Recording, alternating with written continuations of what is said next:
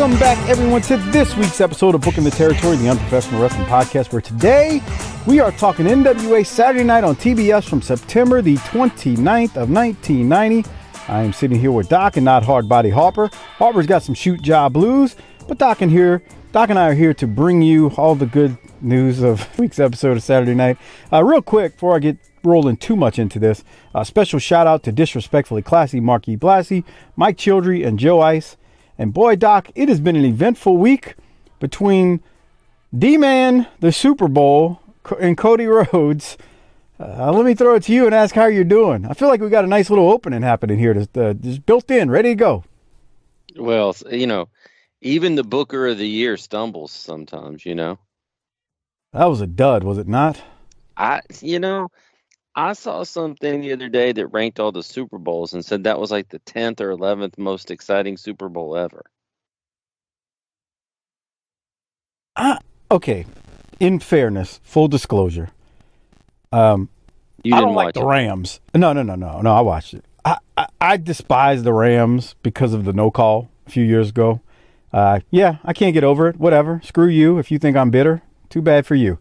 Anyway, no, don't screw you. But it's obvious, That's what he meant. That's what he meant. No, I mean, look, it's obvious. That thing was booked, and everybody knows it. The only people who don't want to admit it are the Rams fans, all 5 of them in the world.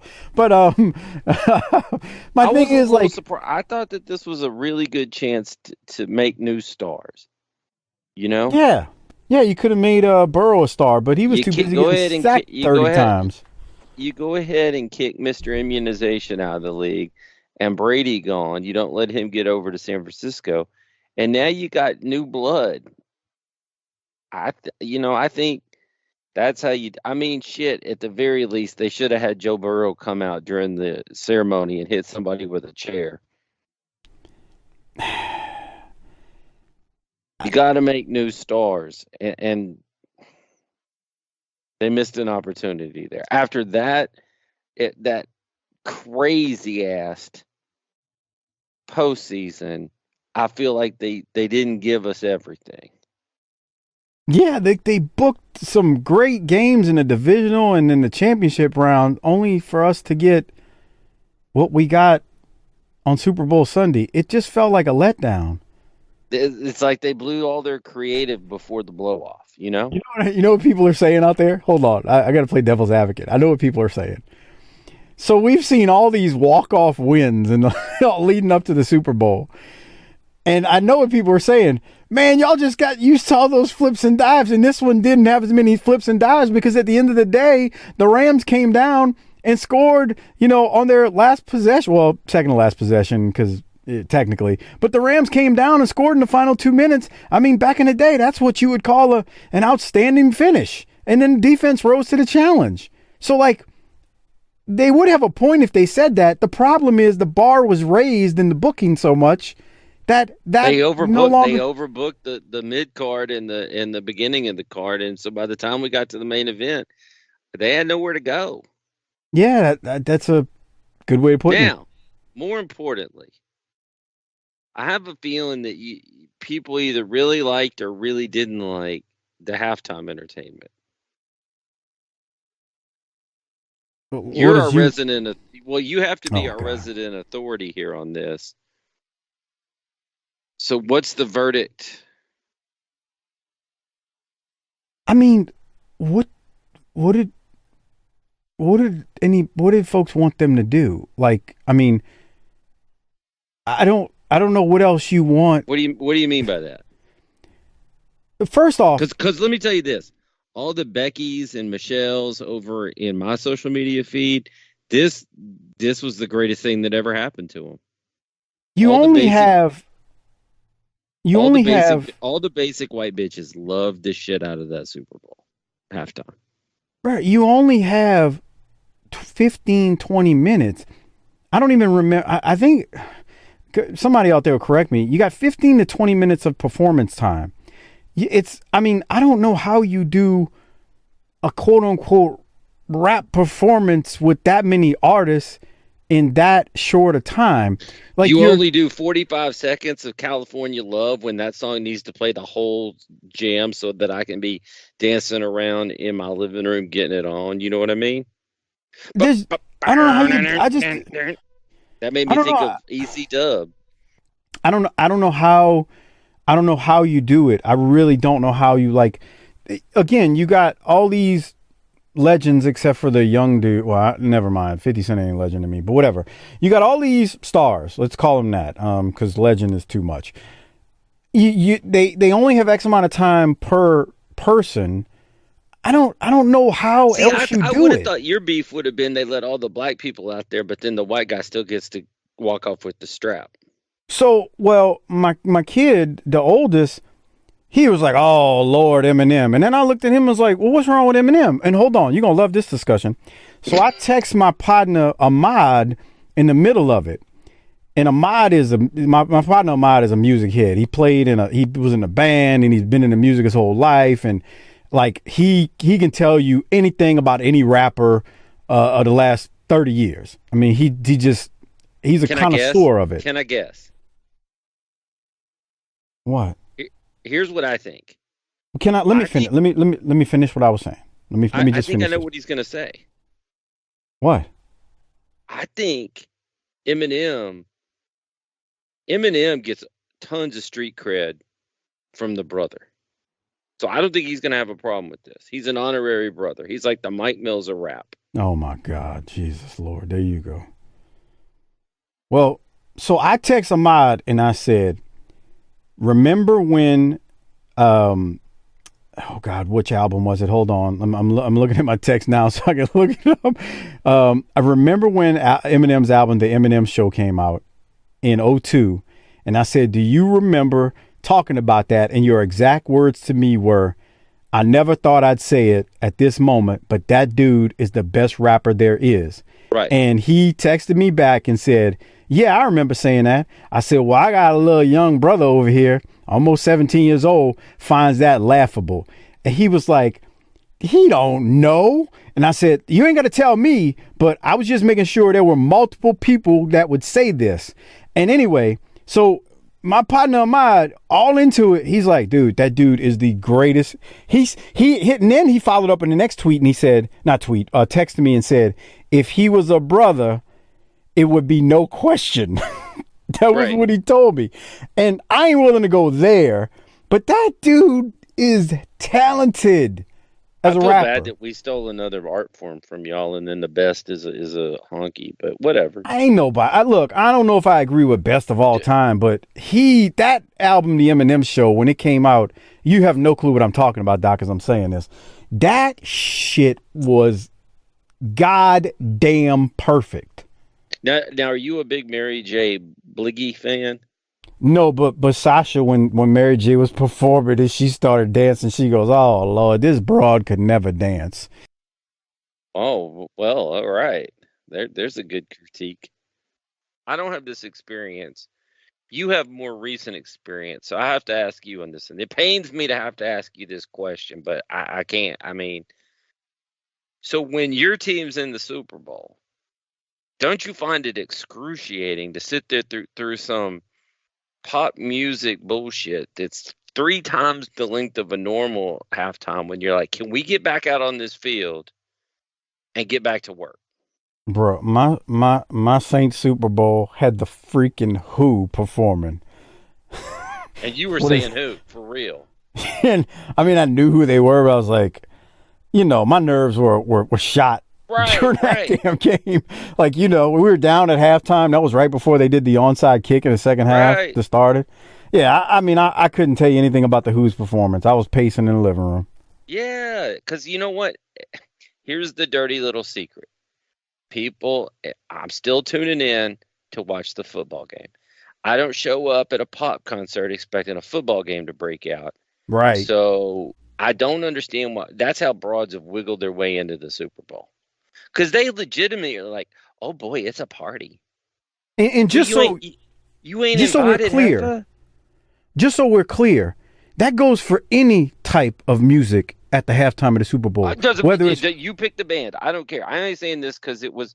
I love Dr. Dre. I love Snoop.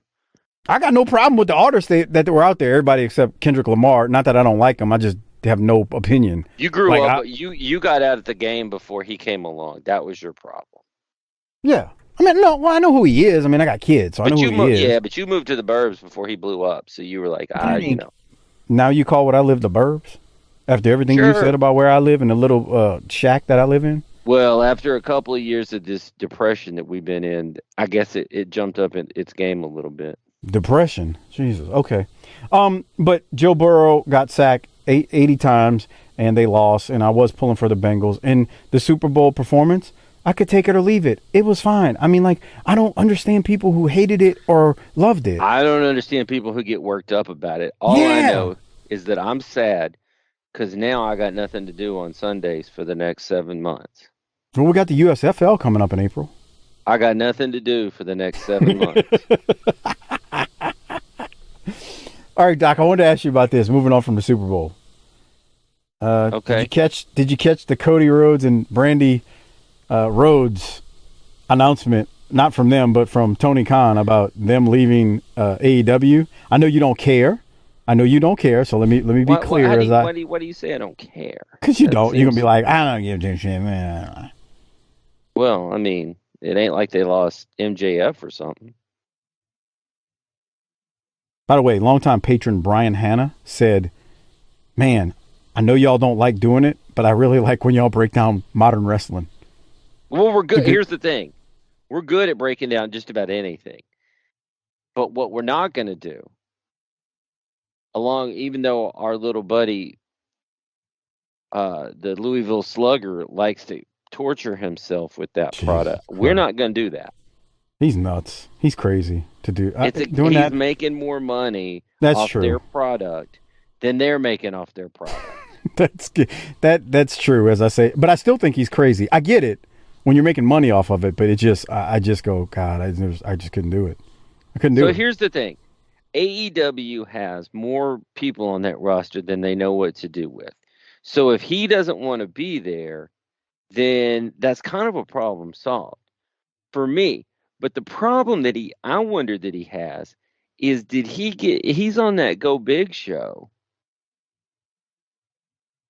where he's like he sits in the main chair, and that's a TBS thing. So he is like a TV deal. How does that compromise his other outside interests? That's a real good question. Because here's the thing. Okay, he set the throne on fire. Man, they were probably working and talking back then. I don't give a shit about that. Vince, if Vince sees money, he's going to do business with Cody. Come on. I've always said that from day one about, like, whenever I hear people say, oh, and I've told you this for years. We had the discussion about Punk. Now he went to AEW and hasn't gone back to WWE to date. But I say, look, man, Vince has an ego, but like his ego stops when it comes to can he make money off of something. He'll bring anybody back. Like he just will. I'm not saying Cody will go back. I have no idea. I really don't care if he goes back. Like I don't have a vested interest either way. But Vince doesn't care. Like Vince, he doesn't. He's brought people back before that you're like. Shit, he brought back Cornette to do the speech for the Rock and Roll. Well, I mean, Cornette didn't. And told him welcome home. Yeah, that's corny. I mean, like we're talking. I mean, there's been other people that you would have never thought he would have wrote a paycheck to, and they brought him back. Come back if you know what I mean. Well, I mean, I'm saying like you just like with the WWE, you can say a lot of things about them and Vince McMahon, but he will bring you back if he sees green. If he sees a reason, he'll bring you back. And especially as down as the product is, shit. If you have, somebody that's interesting, of course you have to bring them back. So let me ask you a question. I've said for months, over a year, almost as long as AEW been in existence, that I feel like anybody who thinks it's all unicorns and rainbows in AEW, like you're just crazy when you listen to all these guys talk about, oh, the ego's checked at the door, we all get along, it's all great. Do you look at this with him leaving as one of like the, founding people and people who were integral to the launch of the promotion? Do you look at that as like a sign, or do you think it's not really? No, here's the thing. He may have been working Tony Khan all along to get back to get his profile up so that he could come back to the WWF. Okay, so that's fair. I mean, we're talking about a Rhodes here? Is that out of the? I mean, not in the least out bit. Of the question? No, it's not in the least bit. I do think Cody's just never met him. Seems like a weird dude though in some ways. Like I hear people talk about his ego. All I know is that neck tattoo was the worst idea ever for a guy who seems to have aspirations in normal culture. And I hate to sound like I'm 724 years old there, but neck tattoos don't cut it to the gen pop. That's a fair assessment. Yeah, and look, I don't know. Do you think he goes back to WWE within the next? I think maybe, yeah, I do. But I think maybe you would like to see him and his wife separate so that you have a chance at Brandi. Is that true? I'm a married man. Why would you say that? Because you said something about drinking her bathwater before we went on the air. Okay, I did not, but I'm not saying I wouldn't. So as far as the chocolate goes, she's right up there. Is that what I'm to hear? World's finest. World's fine. Okay. Yeah. Okay. Yeah, I mean that's the grade, world's finest. I mean, Michelangelo over there listening to this, cranking off to it right now. If we're going to say something that's not world's finest, we might be ready to move on to our next topic. Real quick. Also, remember how I said, it's all unicorns and rainbows supposedly on their end? Man, you know good and well.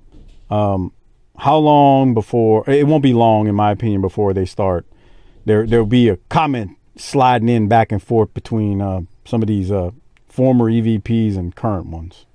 Well, here's the other piece. That was all rainbows and unicorns before big stars came in and knocked everybody down a peg. I don't know, dude. I think you had issues before then too. I don't know. I don't know. I don't care, but I'm just saying when CM Punk comes in, everybody else slides down. When Daniel Bryan comes in, everybody else slides down. Yeah, that's true. That's true. Okay, you were saying you were about to go. I know where you're going, so let me let you have at that next. No, you tell me. I want to know: have you received anything in your inbox this week? No, there's not been an email from that person. Although we are living rent free. All of a sudden he wants to. He was down at Applebee's with the champ and the hard body cutting promos on us. Do you want to tell the listeners that about all the texts we were getting? Was it Saturday night or? Yeah, it was Saturday night, right? I don't know. Apparently he's mad at me now. That's nice. Doc and I are on a group text with the hard body, and we start getting these. We get a picture, wide angle lens, from down at the TGI Fridays, the Bennigan's, where he's feeding his face with whatever it is he's eating, and supposedly he's mad at me. Can you imagine how pitiful his life must be to be angry at me? Because we don't listen to the show. So he's created some imaginary beef with somebody he's never had any contact with. If the listeners saw this picture that Harper sent us, first they would fall out. Two, it's the title on the picture says, "I'm with the Dman and the champ," and Doc says, "Who?" And I said, "He looks like a guy who vapes." And then I said, "I bet he can't get Doc and my name out of his mouth tonight." And Harper's only comment was, "Yep." So they're at Applebee's or Hooters or wherever, and this man cannot stop talking about us in this show because he's so upset with the champ's last appearance. I mean, I don't know what you say to that. I don't know either, man. Is he wearing I'm looking at this picture right now. Is that a Notre Dame hoodie? I think he's a Notre Dame fan, so yes. Yeah, of course he is. The picture is pitiful, dude. It's like a 60-year-old man stewing over the thoughts and opinions of BTT. Seriously, man, I feel like I'm going to visit my grandpa in a home, and like all of a sudden he squares up because he's thinking about World War II and wants to fight. So now I gotta protect myself against some old geriatric bastard. It's ridiculous, man. It's so ridiculous. So once again, let's just reiterate: 3 pages of what he likes about the show and what he plans to add to the show by appearing again, and we'll see what we get. Well, no, and here's the thing. I didn't send that to him. I put it out in the audio just to prove the point. You want to come on a show that you're not even listening to. You're only listening to the one episode where I've been knowing the champ for 25 years, and I've been, I got a problem with you heard O's appearance, and now you want a rebuttal. That ain't how it works, bud. This ain't your playground. This ain't your sandbox. Go be a clown somewhere else. You and I finally agree on something. This is great times, you know. We agree on a lot. Don't try to play the listeners. We're bestest of buddies. Ebony and Ivory. All right. Well, Doc. Okay, continue. Go ahead. No, go ahead. I'm just saying that they're all buddy and tooth and gums down at the cheap restaurant. What is the guy like Oren? What's he going to eat clean for leg day at a restaurant? I really think this is the Metairie Hooters, just looking at the tables in the background. So we're grown men going to Hooters. Well, first off, just so you know, Luke and I have talked about this a million times. Like, Luke hates Hooters. I do too. It ain't all that. There's nothing.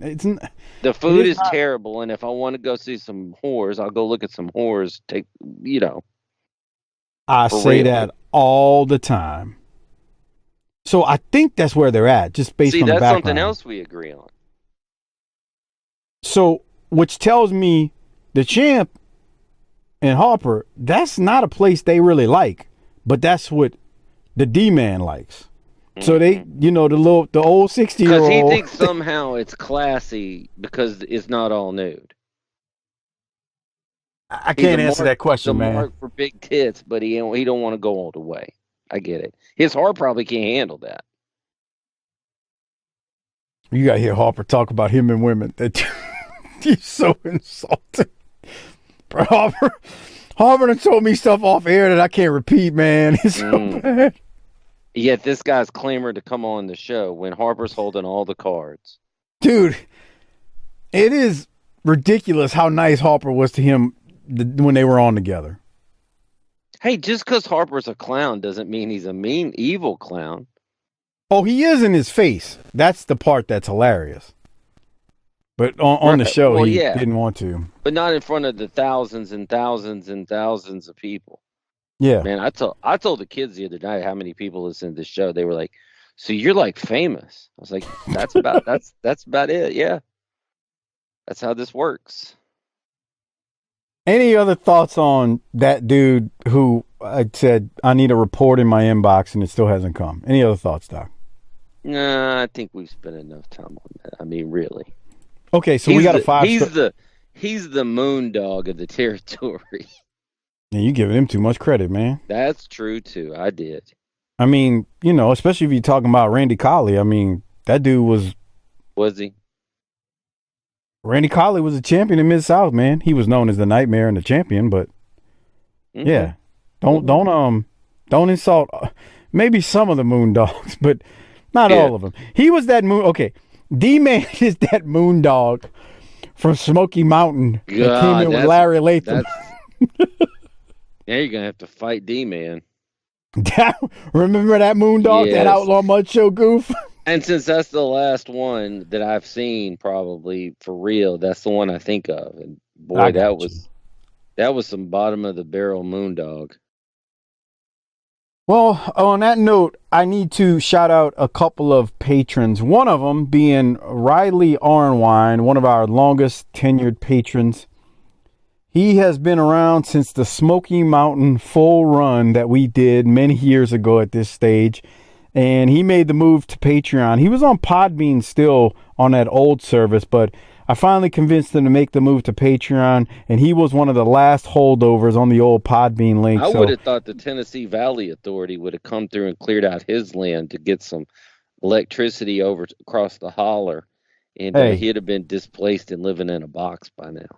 He is one of the many attorneys that listen to this show, Doc, just so you're aware. Oh, well. Yeah, exactly. So But thank you, Mr. Arnwine. That's his kayfabe name. That's not his shoot name for anybody out there. Yeah, we're all working on those kayfabe names. I got you. Yeah. And last week we read a 5-star review from a man by the name of Steak Jones. Well, Steak Jones put his money where his mouth is, and he became a patron. So that's thank what you, I'm Steak talking Jones. about right there. Yep, I agree. Thank you, Steak Jones. We appreciate that. I mean, anybody can leave a 5-star review, and we appreciate that. But I like it when you go a step further.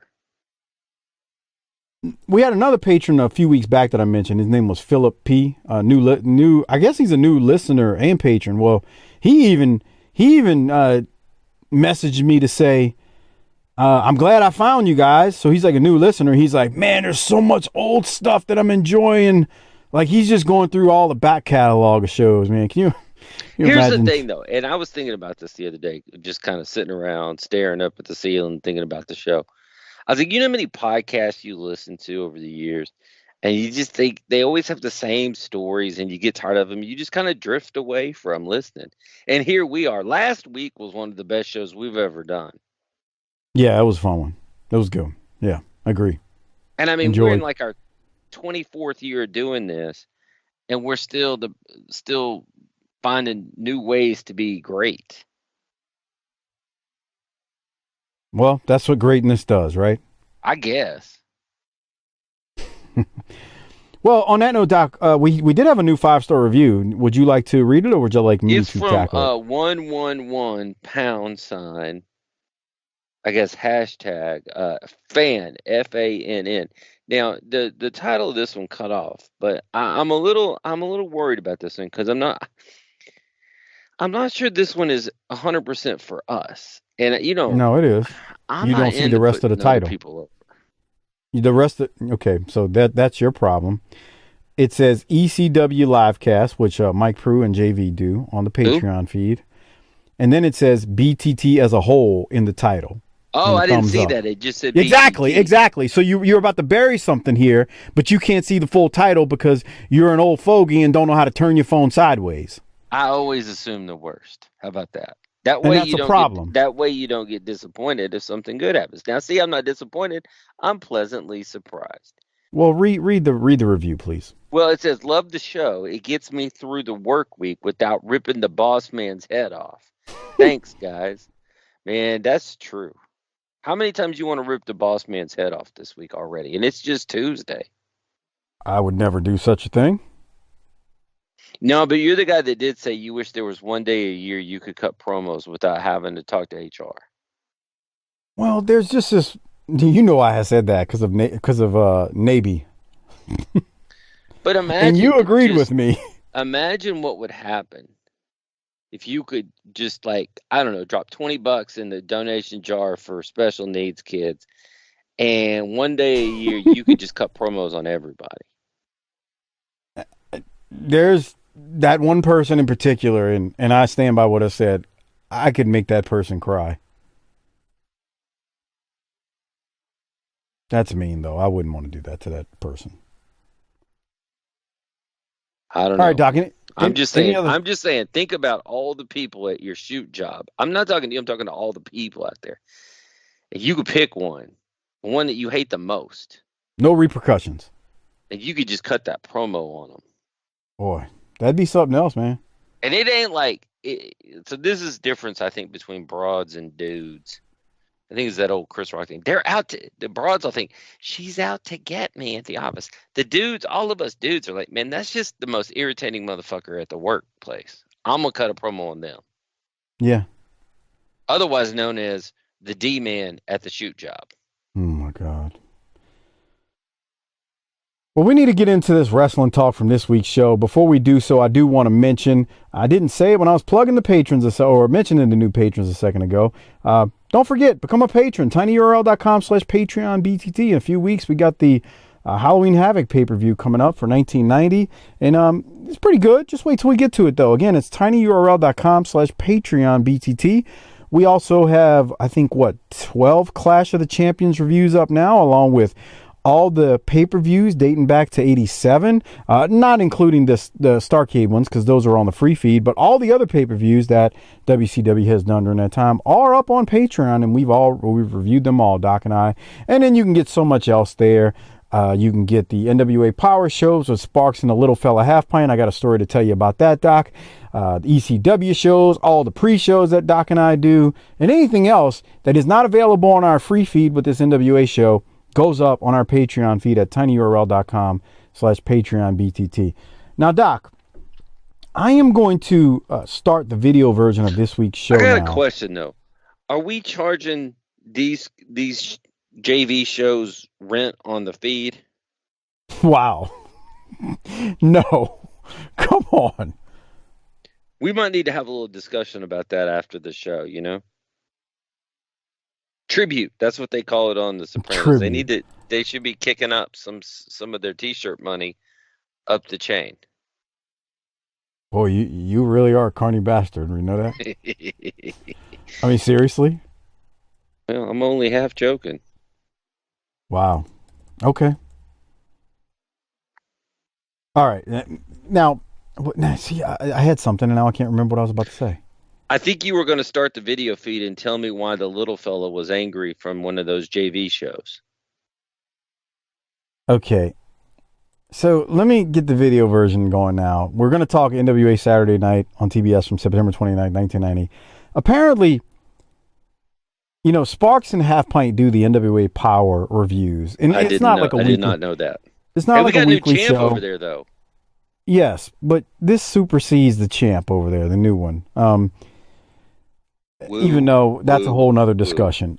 That's a whole nother discussion. Apparently, Austin Idol was doing commentary I guess, a guest spot with Velvet Sky and I guess the other commentator. And Austin Idol used the term dirty mango during the commentary. So the little fella and Sparks look it up on Urban Dictionary. And while I'm moving to this first segment of this show and I explain where we are and what we're doing this week, I want you to look up the dirty mango, and I'm going to get back to you shortly, Doc, okay? Well, I've already pulled it up, but in what? In what? In what context did he use this? Is there multiple ones? Well, there's a dirty mango perfume. Okay, this was rather filthy, if I remember. I'm looking at it. It's a game where you take turns fucking a heated mango with a crevice. That's the one. Okay, and the person who takes the longest to come has to eat the mango. Who comes up with that? A warm mango? Or the second one here, and I bet this is what Austin Idol meant. They read the warm a mango. A promiscuous woman who has a certain amount of filthiness to her. I mean, that's probably what he meant, but the problem is when you use a term like that, you start looking at all the other ones, and people, that's what they're looking up, and that's what they're remembering. So when is he getting canceled? Why would he get canceled? The Mango Lobby is probably going to be, calling up Billy Corgan and... A dirty mango. That's gross. It's pretty gross. You know who comes up with that shit, right? White people. Bored people? White people. Yeah, I guess so. When you've been ruling the empire of the world for the last 4,000 years, you got to come up with some shit to keep yourself entertained. So be it.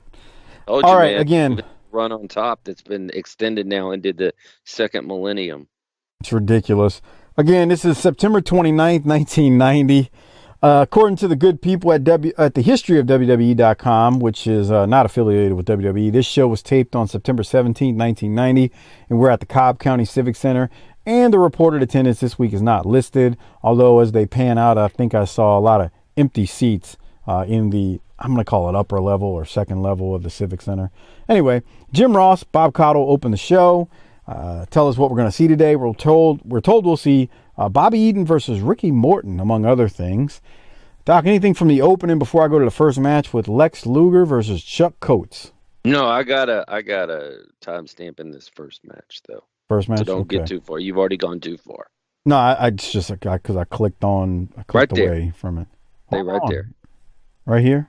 Okay. So the first match is Luger versus Coates. Luger cuts a picture-in-picture promo as the match is getting started, where Luger talks about his Halloween Havoc match he's going to have against Stan Hansen.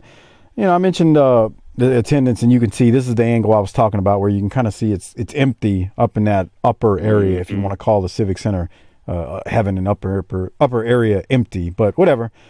Doc, that shirt what looks do you like got? something I bet Harper was wearing in 1992. Not Yeah, 1992, 1990 also. Yes. The stripes across. It's like a T-shirt, but it's not.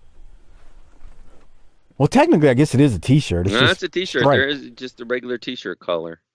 Yeah. It's got horizontal stripes. Is that what you wanted to talk about? No. I want to talk okay. about 145. When you look back in the crowd, you got an old broad eating some popcorn. All right, so we're at 140 as we're watching on the video version. We keep going with Luger in the ring. And look at that right there. Go see the fat dude on the left. Go straight up. What's going on there? Are you sure that's a woman? I don't know. I can't tell, man. So I'm not commenting. Looks like it looks like a woman. But there's no like appendages coming out the top. You know? And she's got a fro, or he's got a fro. It's got a fro. Okay, fair enough. They. That's the. It might be a they. I mean, I'm not trying to be funny, but you know. I know, man. The first time you look at it, you go, "That's a broad," and then you go, "Well, wait a minute, I'm not so sure." Yeah, I don't know. Which is never I really a good know. sign. I'm sorry. I don't mean to make fun of people, but all I'm saying is that person. You gonna get in trouble. No, I really like. Honest to God, when you see this person, it's hard to tell. Well, now, what do you think the guy, two people in front of it, would say about it behind it? Yeah, the fat dude with the white cap on. Yeah, what would he say? I'm just here for wrestling. I'm a little talking about Doc. I mean, whatever. He, she, they. I'm just watching wrestling, brother. Look, man, I tell you what, Doc. I don't know what she is or he is, but you see this old broad to my left over there with the no teeth? Man, she can service a mean one. Let me tell you. Come on. Well, you asked the question. That old broad was probably a real piece of ass in the Hoover administration. Well, she's into it too. She ain't looking away. Look at her. She got her purse. You know how them old women clutch. When's the last time you saw an old person at a wrestling event? That's the problem here. That's when I went to ROH 3 years ago with Lance. There were two old people. I've told the story before in the first row, and not the first row. Like, and man, they were the only old people there. Look. You see how she got her purse and the way she's pointing at the wrestlers. All right, so Chuck Coates here. He looks to me like a guy who would be at the bar, who would tell you he could wrestle too. He would be like, if he ran into the wrestlers at the bar, he'd be like, I could wrestle too. I played football in high school. Sure. I mean, I did gymnastic stuff when I was younger. I could do that. Yeah, no doubt. And then he got folded into a pretzel and had beer bottles stuck up his ass later in the night. I don't think he's not horrible. You could tell he's a young wrestler here. Like nothing. What he's doing is not terrible. Like I mean, he kind of knows how to hit the ropes. If a guy said that at the bar, maybe. It's hard to say, bro. There's some goofy looking dudes in this world who know MMA and stuff, and they can tie you up into a pretzel. But in 1990, there was no such thing as MMA. No, there was such thing as it. It just wasn't. It wasn't nowhere near mainstream. Like you had it. You had people who did it, but I mean, there was no formal competition yet. I mean, there was no UFC yet. But I get you. I know where you're coming from. Luger wins this match, Doc. What do you have? You ever had a mark come up to you guys at the bar, the after party, and start some shit? Not really. No, Chris Adams. I mean, you hear people. You hear people. Well, yeah, and Adams super kicked a guy in a parking lot one time. I think I told you that story. But it was your question was, did a fan ever come in and start some stuff? How much of the blame did Chris Adams have versus the mark in that situation? Well, okay, that's what I'm saying. The fan, from what I remember, him or his group weren't the ones who started the stuff. It was more Adams was liquored up, and I don't know if the guy shot him a look or Adams thought he shot him a look that he didn't like. And, Adams, when he got drunk, got out of hand, and before you know it, it was meeting the parking lot, and he super kicked him. Wasn't it called the judo kick before the super kick, before we knew what to name it? I have no idea. I've always called it the super kick. He was a judo guy back in England. He was, but, talking to Lance, we think Adams inflated his judo abilities as a quote-unquote champion and whatnot. Not that he wasn't good at it. He just wasn't like this world class. Well, if listening to this particular podcast gets you too sky high and you need to bring me down, I suggest finding that Chris Adams documentary and watching that. That'll get you right down there in the gutter. Yeah, it's on our discussion about it is on the YouTube channel. I mean, we talked about that for like damn near 30 minutes, I think, that time. It's him and Blu-ray, and boy, that documentary was something. Imagine when you look at those people in that documentary and then realize that there's like 2 million people like that living around us in this big metroplex area we live in. It's frightening. Yep. It's frightening that there are people that stupid. It really is. Man. Ugh. All right, Luger wins. That's the right response. Yeah. Luger wins. Luger hits Coates with this big lariat and then puts him in a torture rack. From there, we're going to go to Gordon Soley, who's hosting the wrestling wrap-up, where he throws to a recap of last week of Doom and the Horsemen and what's gotten their feud going. And then we go to a segment with Paul Lee that I don't think we've seen yet. Doc, let me get to it, and then I'm going to hit play. I'm a little bit too far past it, so hold on one second. All right, here we go. Paulie's in the ring with Rick and Arn, and Doom enters the ring. Here it is. Teddy Long's bit up more than he can chew. I think Teddy Long, Butch Reed, and Ron Simmons better take the opportunity to enjoy the notoriety of being... Just about enough of you, McMahon, running your mouth, talking about what the Horsemen are going to do to Doom. Well, let me tell you something. Surely you're not talking to me, little man. That's about it for that. Bell rings. It's going to be a disqualification. Oh, no. Here we go, baby. Hold on. Here we go. I know it's going to happen here. Our time's running out. No, let's stay. Look at these guys going at each other in there. All right, dude, all right. Can't believe it.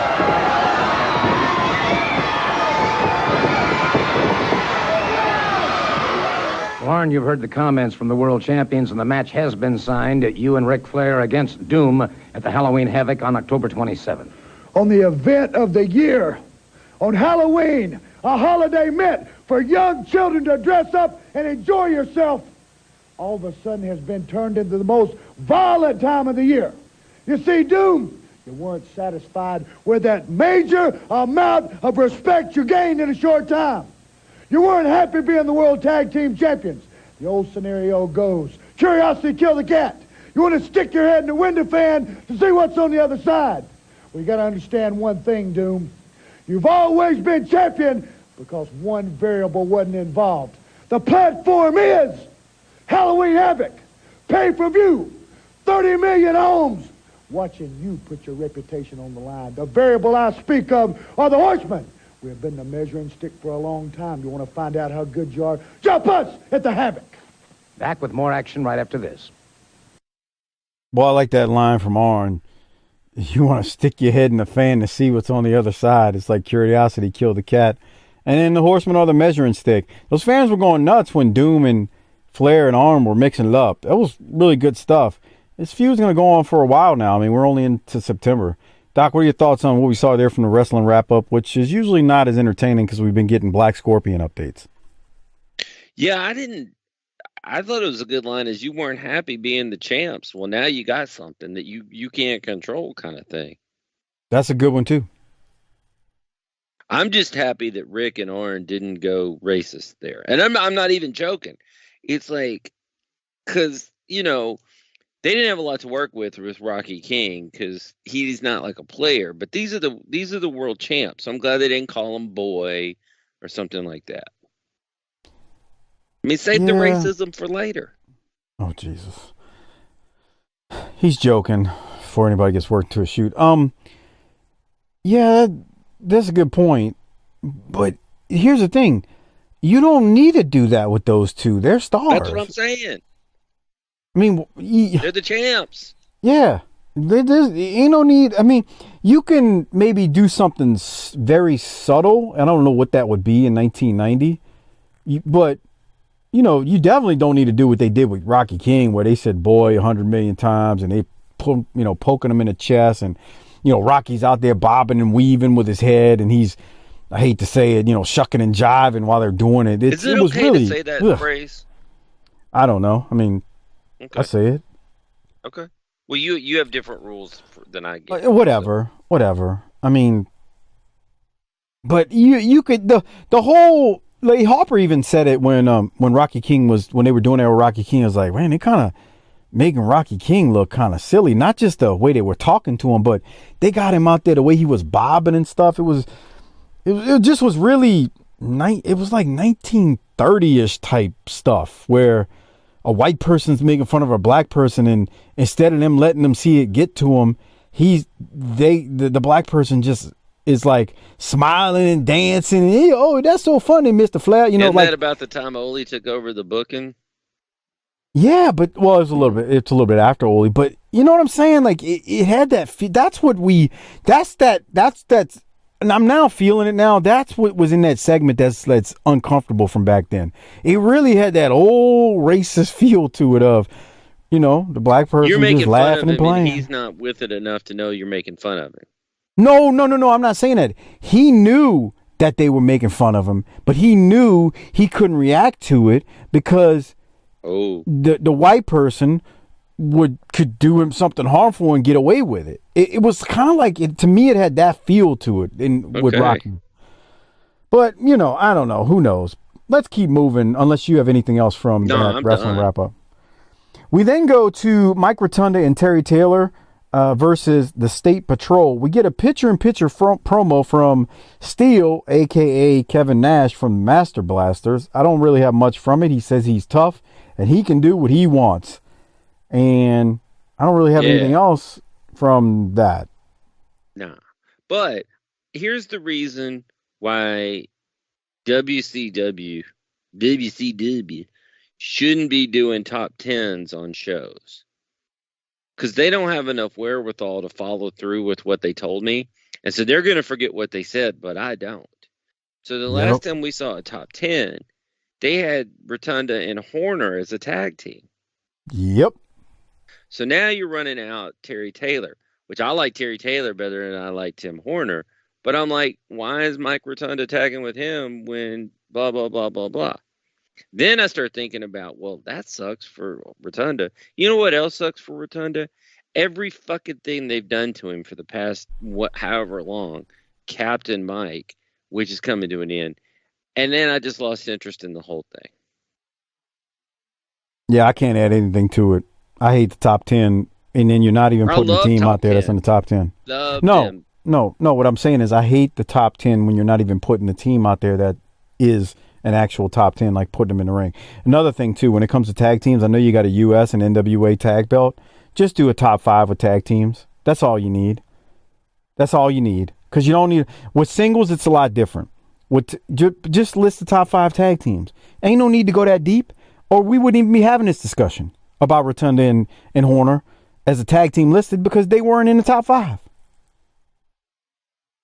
You don't need to go past 5. List your champions and then go 1 through 5. What do you think about that? If you move. If you move, Ole. Oh, call somebody. I'm so full up to here. Okay. All right. What else do you have from Rotunda and Taylor versus State Patrol? Nothing. Yeah, Taylor is going to hit Buddy Lee Parker with that 5-arm finisher, and they are going to get the victory. They being the Rotunda and Terry Taylor. And wrong team won, in my opinion. What do you think? No. I like the State Patrol, man. They're good. I mean, they're not good. They're okay. But, I mean, Rotunda and Terry Taylor They're better than good. Are they? Like, these are 2 talented guys that just needed a mouthpiece, and you could have did something with them. I mean, I know it just... They know how to wrestle. They're good. The gimmick is... I used to love State Patrol on Saturday night, man. It was awesome. I don't know if I go that far. Yeah, I mean, they were always lost, but it was like they... All right. Where's Italian Stallion? I ain't seen him in a while. He's not gone. He'll be back at some point. Okay. Yeah. I ain't seen him in a while either. The stories you hear about him now, though, I'm kind of glad he ain't on here. Why? He's just not a nice guy. He was collecting. What's wrong with that? Collecting, huh? That's what you call it? All right, I got to go to this, Doc. So, this is a promo from Mr. J.W. Storm. Well, not Mr. His name's J.W. Storm. Let's give it a listen. Here it is. I'm here to stomp on Sting and Luger. You're wearing my belt, so you better wear it well, because it ain't going to be wearing around your waist very long, fellas. I'm coming for you. So, this promo is not very good, but if you're a patron, we talked about it when he tagged with the team Maximum Overdrive on the last Clash. It looked like somebody told him, no matter what you do, don't forget to point at the camera. Yes. Do you remember him? You know what he looks like? He looks like some guy that was hot shit in that first couple of years of Eastern Championship Wrestling. I agree. I agree. Do you remember him from the Clash as a member of Maximum Overdrive? I think I mentioned it on it. We would see him again, but it was. I know that happened. Okay, I will acknowledge that is something that occurred. He was one of the members of Maximum Overdrive who we haven't seen since the Clash. Right. They didn't call him J.W. Storm during that match, though. I think he was known as Silencer. I mean, he's built all right. Yeah, he's got a good build. I'm not trying to knock the guy. I mean, yeah, he's built. He's got a really big, nice upper body. I tell you, this guy he's wrestling as we watch him in the ring. He's seen this guy Brett Holiday before. He's a funny looking fella. Why? And he's just kind of frumpy looking. Frumpy looking. That's nice. You like to call people that. Look at that dude. You gonna tell me he ain't frumpy looking? Look at that haircut. What the hell is that? Bruh, that's a terrible haircut no matter the year. He's got it curling up in the back, but then he's got a part on the left. And hey, man, didn't you have to have a certain kind of haircut? Or could you wear twisty ties down at the shoot job when you were doing this? Of course, I had the twisty ties at the shoot job. Right. Yeah. I mean, if at the time all I had was an associate's degree, so what did it matter, right? True. That's true. I love using your words against you. I'm just surprised that you're still alive these days. That's nice.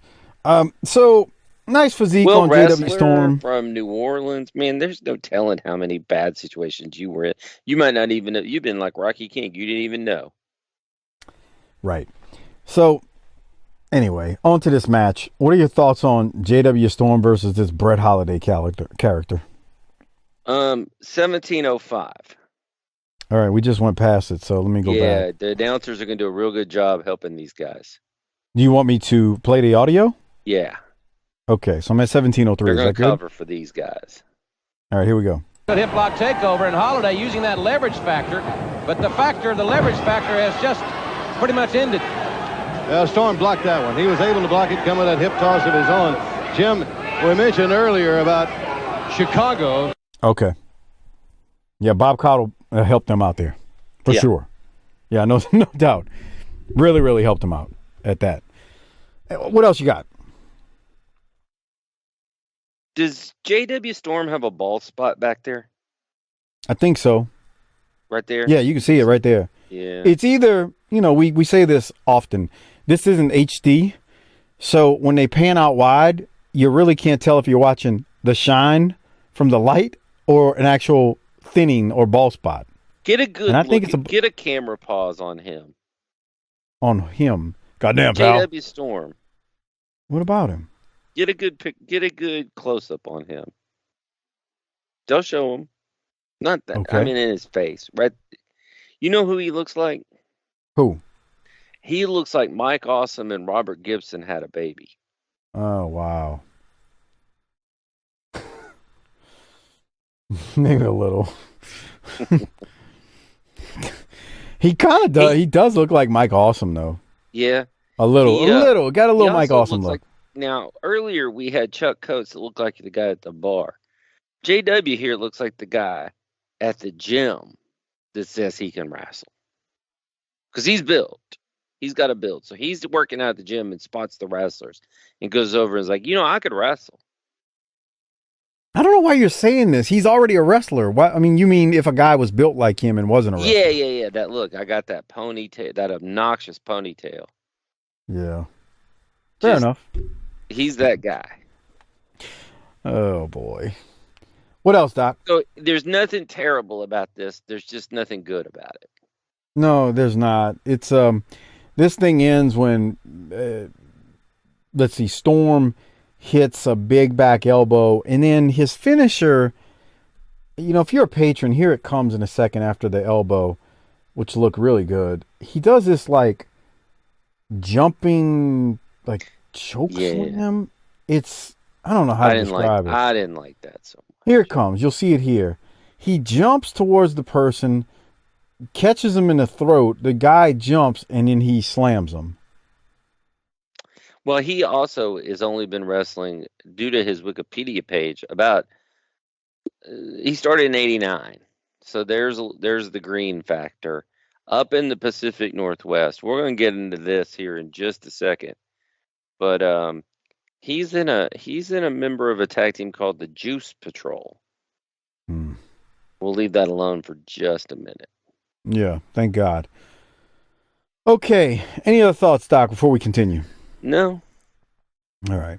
So we keep moving. We do get a Halloween Havoc pay-per-view plug. And then after the Halloween Havoc pay-per-view plug, we get a Junkyard Dog with El Gigante match versus a gentleman by the name of Ringlord 1. I don't know if this is a joke or not, but I looked up something about Ringlord 1, and according to Pro Wrestling Fandom's website, there's actually another Ringlord, as you can see here, but Ringlord... Their hair's not the same length, by the way. No, not. The Ringlords are two gentlemen by the name of, again, I don't know if this is a joke. The two gentlemen by the name of Speedy Gonzalez and Rick Slagle. Slagle is number 2, a.k.a. Dapper Dan, and Gonzalez is Ringlord number 1. So I really don't know if Speedy Gonzalez is this one guy's name as a wrestler, but that's what it said on that site. Well, I just think it's impressive that we have taught El Gigante to be on the floor this week. I agree, and I have some audio I want to play from Jim Ross. He's mentioned in Thibodaux, Louisiana. That's where where I got my bachelor's degree from, Doc. Your what? It is in Thibodaux, Louisiana, the university I went to. But I want you to hear what JR has to say about the dog. Are we sure that's a university? And as far away from it as possible. Junkyard Dog, a big, strong individual. Was an outstanding college football player at Fayetteville State in Fayetteville, North Carolina. All-stater from the great state of North Carolina, from Wadesboro. Didn't you tell me he knew where Thibodaux, Louisiana was? He knows where Thibodaux is. Junkyard Dog's been there many times and will be there 1 week from tonight. That's right. Say he's had some red beans and rice down there, I guess, Jim, time after time, huh? I'd say a few helpings in his time, yes. Side headlock by the Junkyard Dog. Okay, this is multiple times where JR has joked about dog eating. So I don't think it's it's not by accident anymore. What do you think? I think this was terrible. Oh, the match? Yes. Oh, I mean, yeah. There's nothing here. That's why I played the audio. You think I want to play JR making fun of the dog again? No, it's At least my favorite wrestler waited until he was like 65 to become a complete embarrassment. That's debatable. Really? Yeah. He may have been an embarrassment before then. They just didn't have social media and things like that. He's been an embarrassment for a long time. It just wasn't out on Main Street. He's still the best wrestler ever, though, right? If you say so. Okay. Dog wins. He wins with a headbutt, which got me thinking, was he so blown up he couldn't pick the guy up, and that's why he won with the headbutt? I don't really know. We're going to keep that as a possibility. Yeah, in my mind, I'm like, that might be what happened here. So, all right. We'll keep going, and we go to the next match, which is something Doc was talking about earlier. Moondog Rex versus Reno Riggins. Doc, your thoughts on... Do we on need Moondog the Rex? Moondogs in 1990? I mean... So, here's the problem with doing this with Moondog Rex here. He's just been in the WWF. I don't say just been in, but he was in the WWF like basically doing jobs, right? So, I mean, now you bring him in and you put him over Reno Riggins. I don't know, man. It's like, or maybe bring him in and put him in a different gimmick. I don't know, man. Put him under a mask. I mean, he was under a mask in Mid-South for a time when he was called the Nightmare. Like, I mean, at the time, I didn't even know he was Randy Colley. I don't know, dude. This is... Yeah. I'm in agreement with you. Do we really need a Moondog? Forever. Oh, it was a long match. That was the other part. It was a long match. McCauley's going to hit Riggins with a Samoan drop, and he wins by pin. Okay. So they put him over. Like, I'm not saying it's not the right thing to do to put him over. I mean, it's so different because I saw this guy as a legitimate wrestler. Like, he was legit, and then I've seen him just as a jobber. So it makes me feel like, well, you know, I know he can go because I've seen him do it. But then at the same time, you know, a lot of other people saw him on national TV just doing nothing. That guy's 40 years old. I don't think he looks bad though. I mean, he's a big dude, but he's not like overweight. Like his belly's not flowing over. I know he's got a singlet on. Yeah, he doesn't look shot, and I think he looked decent here. He's a big dude. Yeah, I'd continue to book him, but I don't know. I don't know if I'd call him Moondog Rex either. To the point you made. I think a Moondog is like Memphis-y, continental, and then like 78 to like 82, and then somewhat in the WWF. That's the problem. Most people during this time had seen him in the WWF doing just, you know, jobs. Okay. Any other thoughts? Because the Black Scorpion is talking, and I don't know if we... Well, how do you make him not a Moondog? I mean, they tried. They made him a Demolition, and it didn't work because everybody thought of him as a Moondog. You got to put a mask on him, like they did. Well, this was prior to his WWF run, but you got to put a mask on him. and make him like. This sounds cheesy, but he was the Nightmare with Eddie Gilbert, and he was also known as the champion when he won the North American title. But you got to put a mask on him. You got to put a mask on him. Let's go ahead and do this. His Wikipedia page said his highest profile match was at Halloween Havoc 90, but he continued to appear on TV programs into the spring of 91. So we're going to have him for 6 or 7 months, but his highest profile match is in 3 weeks. Yeah, that sounds about right. That's awesome. But we got to go back. I need your comment before we go to the next segment about the Black Scorpion. Any thoughts on the Black Scorpion? He promises. He talks like Yoda now. He used to talk like Jabba the Hutt. Now it's Yoda. I don't think that's Oli. It's not. We can get a little taste of it here. No, I don't. But care. it ain't. I don't think it's Oli. I don't care. You care. They don't know who it is. Let me get a little taste of what he's saying. Sting, I promised that I would present you with a present. I'm at a point now. That's not Oli. Where I feel the end must surely come for you. I gave you clues before Los Angeles. I mean, that's Oli's voice, but that ain't Oli in this shot. Beach. Try this clue. Your scorpion deathlock.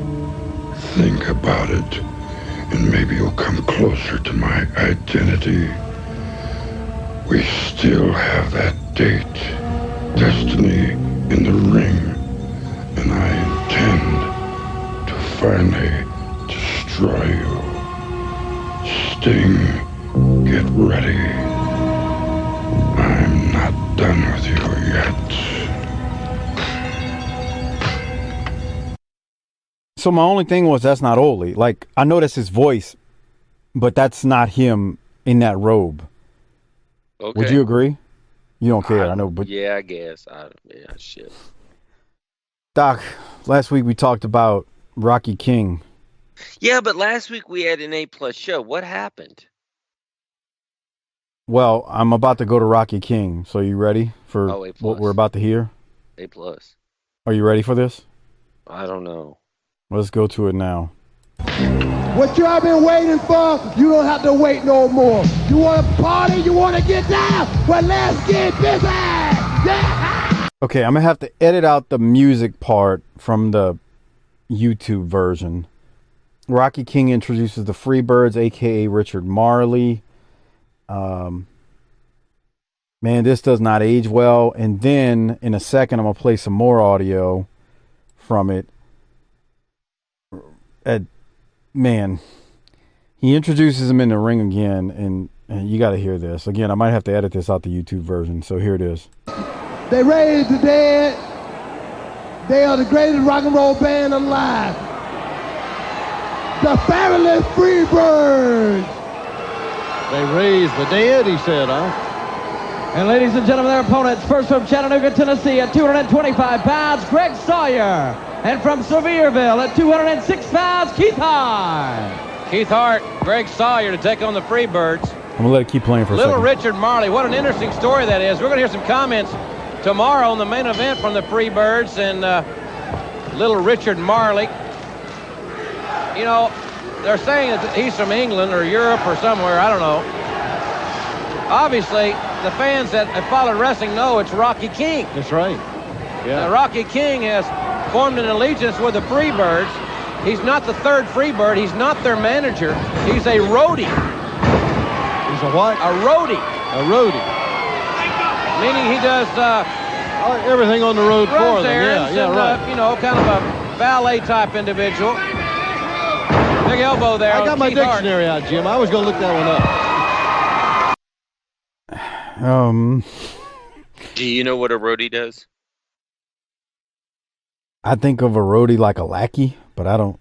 No, the roadies are really more there to set up the equipment. Okay.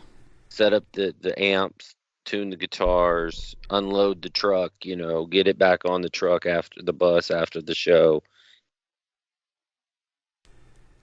All Stage hands. Now they could have roadies that their jobs are also as other duties as assigned, especially back in that hair metal where their job was to go get bitches for the party afterwards. Why? Why do they have to be bees?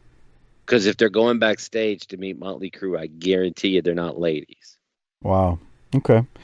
Well, you heard it That there. one time they told the story, but Motley Crue had a contest to see who could go a month without bathing and how much stuff they could pull. So playing big rock shows in leather pants and then banging all kinds of bitches all over the place like they're Ric Flair and then not taking a shower for a month. That is disgusting. And so you're a female and they peel off those leather pants and you smell what's inside, and that's not a deal breaker for you. Oh, I think we're going to call you whatever we want to at that point. And a lady ain't it. that is disgusting. Right. Well, on to the Freebirds versus Greg. Hey, you could always say no. Even if Tommy Lee pulls out the hammer, you catch a whiff of that thing, you could always leave. But no, you put a vice-like grip on it with your mouth. You disgusting whore. Tommy, I mean, the That sounds like Freebirds, something wrestlers would do, doesn't it? it's making me puke in my mouth a little bit. The fabulous Freebirds versus Greg Sawyer and Keith Hart. We already heard the introduction. We already heard what JR had to say about Little Richard Marley being the roadie. During the match, Garvin is talking to Little Richard Marley on the outside, and Jim Ross says maybe Garvin was telling Little Richard Marley what he wanted for dinner. And my exact comment to myself when I heard that as I watched this to take notes was, Jesus Christ. So let me tell you what was happening. I had the laptop. I was sitting on the sofa trying to take notes. The Mrs. was watching TV as I was doing this week. And she heard me say Jesus Christ and wanted to know why I was saying Jesus Christ so loud, like I was offended, which I wasn't, but it just caught my ear. And I said, you don't want to know. You don't want to know. So, did you catch that comment from JR?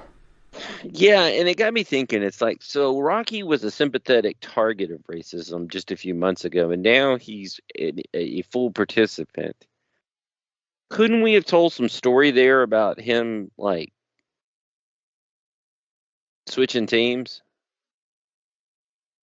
Rocky King is a talented professional wrestler that can do everything that needs to be done in the ring.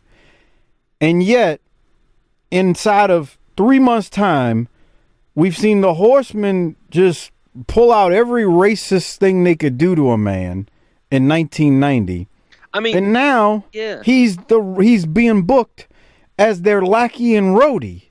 It is embarrassing. Couldn't they have done something to where the Southern boys take him in to show that they're not racist? They're just, I can hear Harper's voice. Heritage, not hate. Yeah, like they could have told the story. Like, we're, look, man, we ain't about, we love everybody, because, I mean, they're sympathetic figures already. And you bring in Rocky, and I don't think the Georgia people have a backlash. Like, I think he turns on them and joins the Freebirds. Why can't we do that? Man, I hate it when you're right, but you're right. Why do you hate it when I'm right? We're on the same team. No, you're right. You're absolutely right. How many times do you think Michael P.S. Hayes has sung Bad Street in his life? I don't know. I don't care. Too many. That's probably the right answer. Go back to Rocky King, though. You're absolutely right. They could have did that. They could have done that. He lines himself with the Southern boys, and he's not a roadie. He just aligns himself with them. I don't know if I'd put the Confederate flag on anything he's wearing, but I maybe so. I ain't saying it's the greatest idea known to man, but it's like, hey, this is our guy, and he's. It may not be the greatest idea in the world, but at least it's an idea, which is it's more better than this nonsense. 100%. Okay. Any other thoughts on that terrible moment from Rocky King right there? This isn't going to get better, is it? We're not going to have a time when the Freebirds understand the tyranny of their ways and get woke and like give Rocky King some reparations. Oh, that's a big hit. Some reparations, are we? Bubba, wait till I think it's Starcade. It's so embarrassing. Man. All right. Any other thoughts, Doc? No. What the hell, Harper, man? I said I tuned in this time, and Doc's talking about Tommy Lee and having some stank on his hang low from the last 200 days. I think I heard that on a Howard Stern episode like years ago. That's disgusting. And it stuck with me because it was just like their sticky crotch areas. And they were like, we were banging 2, 3, 4 broads a night. Nothing stopped. It's just only thing that stopped is we didn't shower. Well, let's keep the show moving because I'm about to puke in my mouth again. On day 29, you're getting blown and you're like, what the hell's wrong with me? Speaking of what's wrong with things, why are the ropes broken here? Bruh, like, I mean, I'm sure that's like not only unsanitary, but like, I mean, your dong must start growing like fungus and cheese on it at that point. Clean. It's getting so like cat bath. No, it's not. That doesn't work for humans. Oh. You actually have to put some water to it. Maybe not soap, but you actually have to let some water flow over it. Like, you know, even back in the day before we had like showers and stuff, you know, and we were hunter-gatherers, you know, humans would like get in a lake or something and like wash themselves off. They didn't have soap and showers and hot water, but they were able to cleanse themselves. Like, that's not like humane. I mean, just disgusting. God. Okay. Let's keep moving. Jim Ross threw to a clip of Bobby Eaton versus Tracy Smothers from NWA Power that aired the previous night, and Paul Lee and JR were on commentary. The ropes broke during the match that they were having, and Smothers loses when he goes to the top, but then Corny pushes Smothers off the top, and then Eaton then pins Smothers. That was the first leg in the gauntlet match. So now we move to the second leg in the gauntlet match, which is Bobby Eaton versus Ricky Morton. I'll throw it to you, Doc. What do you have on Eaton and Morton here? Is Gibson already hurt? See, this is what I was saying a couple weeks back, or maybe even as far as a month ago. I was like, I think he's being ginger on that knee. Like, I think he's really favoring it, but he wasn't like a lot. So I think he might be hurt, but I think he's also trying to work through it right now. But he's not in this match. He's putting tussin on it. Oh yeah, I mean, dude, How would you explain Ricky Morton's hair here? He's got the mullet, a piece of the middle section of the mullet in the ponytail. Does that describe it? Yeah. The upper middle. There we go. His hair there looks like the hair of a chick that would go watch him wrestle in 2022. Sounds right. Farewell tour, you know, for them. Farewell tour. They'll be back. Don't worry. Hey, brother. Here's the retire X-Nay on X-Nay. Go ahead. 2022, the last calendar year that the Rock and Roll will team up in a wrestling ring? No. Okay. Are you ruling out Terry Funk having one more match? Am I ruling out? No. Okay. I will not rule out the Rock and Roll having a match or Funk having a match until they're gone. What about Flair? See, that's a tough one because I would hope Flair would be smart enough not to do it so that he doesn't die in the ring. He's been bringing it up on his podcast. Yeah, I don't want to see that. Okay, did you hear the rumor last night that Stone Cold's going to be back for WrestleMania? I did not, but I don't want to see that either. I don't think he will. I think Stone Cold is like, no, his stack of dimes is too fucked up. And I just remember like the early years of his podcast, all the stuff he would talk about with the, you know, why he never came back. And it kind of just was, he's like, I moved on. You know, I moved on. I saw him in his best role ever the other night. I watched The Longest Yard. That's your favorite. Oh my God. Stone Cold, isn't it?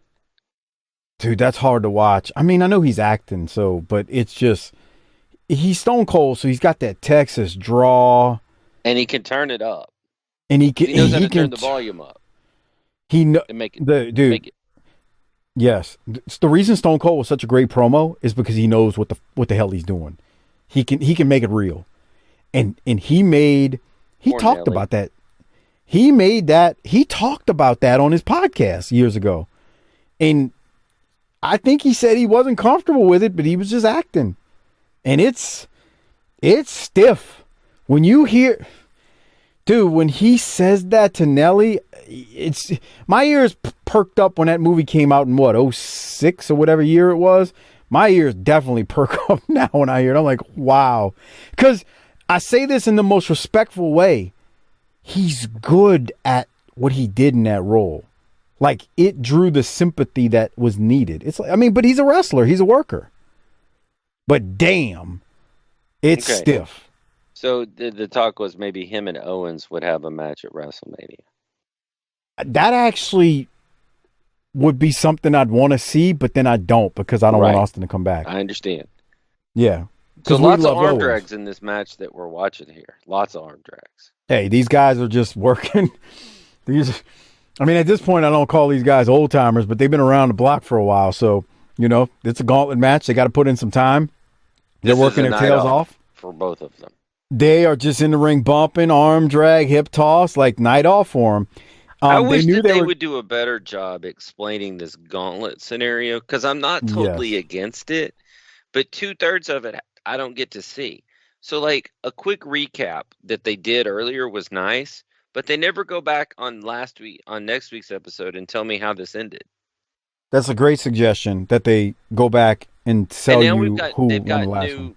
They got new titles for these. There's a runner and a blocker. And I get that he's trying to block him for the money, but if the other one's a runner and the other one's a blocker, then they should be on the same team. Yeah, I don't. They've done a poor job with it. You're right. They do need to tell you the results from the previous week. I think the reason they don't tell you the results is because that's the whole point. They want you to tune in to all 3 nights, but you got to be realistic. Not everybody's going to tune in. I mean, Saturday night is the premiere show, so they're not going to tune into it. It's and I not feel like bad. all of this is extra because we have a TV champion to serve this purpose. That we never get to see wrestle. I don't say never, but not often. It's not bad. I just don't like the overall rule. The rule of, okay, you start the gauntlet, you win 5K, you win 10K on the second, in the third you'll win the 15. But Can if you run that back about 20 seconds and then keep talking and hit pause?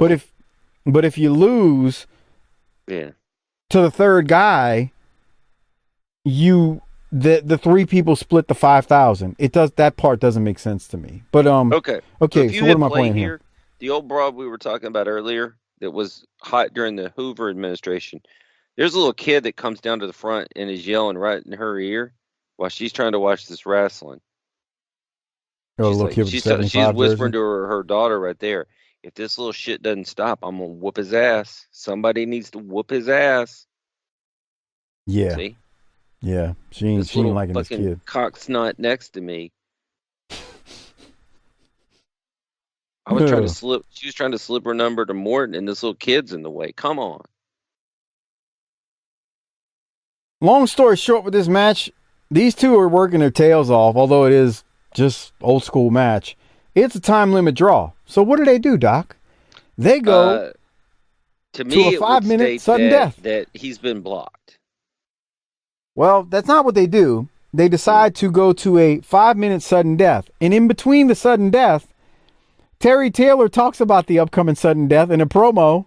And then he talks about Sting's match at Halloween Havoc. So he's not saying anything about himself, even though he's not been here that long. He's cutting a promo for other people. The match, and then Sting at Halloween Havoc. I just wanted to bring that up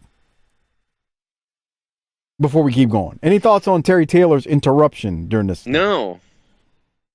It made no sense, right? Did we get a Franken Morton here? Oh, we did. I don't have the timestamp. We saw it on the video version. Yeah, he did it though. It was probably about 10 minutes ago now. Okay, this is a good match, man. I enjoyed it. I mean, they were working their tails off, man. I mean, just two guys who know what they're doing. I mean, I was highly entertained by it. Hell yeah. They gave him a lot of time. As I fast forward through this, let's keep going. So, I went too far. What the hell am I doing? What are you doing? Okay, so we get into the sudden death period of this thing, and during sudden death, Stan Lane, you're going to see him in a second watching a video version. He comes out, and Eaton tries sending Morton into Cornette's racket, but it backfires. The ref is then distracted by Corny because that's what happens in the WCW. Eaton then knees Morton in the back, who Stan is holding from the outside, and Eaton wins by pin with Shenanigans. There's Corny, who takes his flop bump that he always takes.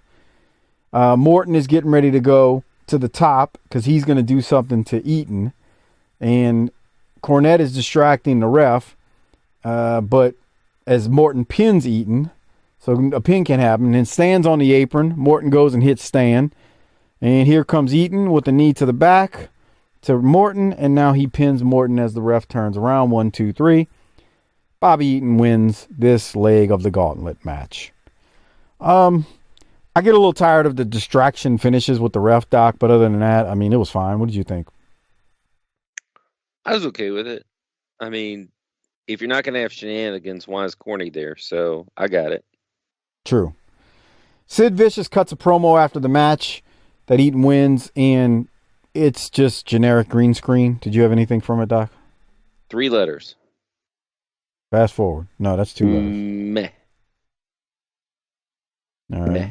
The whole green screen thing is just meh. I get so tired of the green screen, Bert. I just so tired of it. Did you have anything from the Black Scorpion? He cuts a promo again, and my note literally was down, so I must have missed it. Are you serious? I guess. Okay, I had nothing from it. I was like, because I listened to it, I'm going, he's not saying anything. Now that's Ole again. Look at how he's moving. He hopped. It's Ole. You could tell from the motion. It's the little hitch. El Gigante. Now they put El Gigante in a hood, and they're like, "Who is it? Who could it be?" Jesus Christ! All right, so let's go now to the ring. I do like what they're about to do here, just for the simple fact that they're in front of a live crowd. So we got Sting, who comes out without his belt, which is really weird. Just when you're the champion, come out with the belt. My personal Show the opinion. belt some respect. What do I know, though? You know, I'm an Outlaw Mud Show guy. Let's listen to Sting and JR here, and then what else goes down. So here we go. Ladies and gentlemen, to spend a few moments with a heavyweight champion of the world. I know the Black Scorpion is weighing heavily on your mind, but you have a date with destiny on October the 27th, Halloween Havoc, when you will wrestle Sid Vicious for the heavyweight championship of the world. Rossi, as if I don't have enough on my mind already, thinking about the Black Scorpion, and now the almighty Sid Vicious wants a piece of me for the world title. Rossi. As a matter of fact, Speaking of the devil, speaking.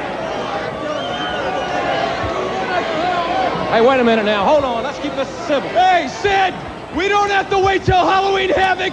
We can do it now. Come on now. We don't do it now. Hold on here. Hold on here. Do it now. You want to hop up. Hop up. Let's keep our composure and finish the interview. Get up here. We don't have to wait, Sid. We can do it now. Listen, we don't. Let's wait here. Hold on. Shoot off your mouth in the ring. Hold on here. Hold on.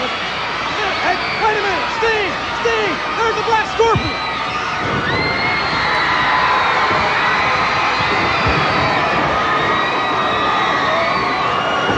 Black Scorpion trying to attack Sting from behind. Let's get out of here. We're going to be right back. We'll be right back. Don't go away. You know, I watched this and I'm trying to figure. I like that they did it in front of the crowd. I don't know if it was great, but Why didn't they have him throw a fireball at Sting? I can't answer that question, Doc. Let's build this thing up. Let's heat it up. I And wonder who. Go ahead. here's a suggestion for the TV company. If the building is not completely full, maybe we don't pull all the way out to show all those empty seats. Yeah, fair. Did you wonder who that might have been? No, I don't give a shit. Do you want me to tell you who was there? Was it Jack Victory, since he's everybody else they can't think of something to do? No, I don't know who it is under the robe. I was just going to tell you. I was going to ask you. Did you want me to tell you the wrestlers that were there that night? That maybe no, you could I don't put... give a shit. But he got in the ring and did that whole hands up in the air, like old timey villain. This is played out.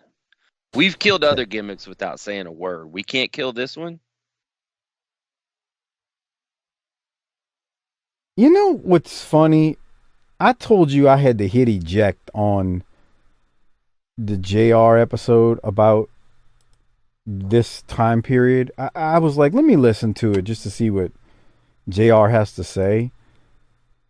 And I found it funny. Like, I got through the part where JR says something like, you know, we had to create we didn't have a heel ready to go for Sting, right? Because of what was going, we didn't have a heel ready to go. And I'm thinking to myself, well, you had Flair for a rematch. Is he not a good enough heel to pit against Sting? Luger had turned because of Sting's injury, so you couldn't use Luger. But you still got Flair. Like, I don't get why. Like, I respect JR, but you create the Black Scorpion because you don't have a viable heel. Look, Ole was tired of Flair, and Herd didn't like him, Flair. So Ole's not going to piss off Herd. That's what they were going to do. So, I mean, you think, like, when JR says that, he's just either covering for Herd or just acting like he just doesn't. Shit, he's 70 years old. This shit was 32 years ago. He may not genuinely remember. Because think about it. If he said that it was miserable every day there, he was probably drinking every day so that he wouldn't have to deal with all this shit. Who says he remembers? And I went and looked back to at his Twitter just now. I wanted to see something. He said, we did not have the table set for Sting when he became champion. Simple as that. Without a stable of credible heels for Sting to conquer, WCW has to create new opponents for their star. Enter the Black Scorpion. Never mind. Right. I'm with you, man. But we'll keep moving at this point. Okay, so any other closing thoughts on this Black Scorpion thing, or you want to get to the juicer?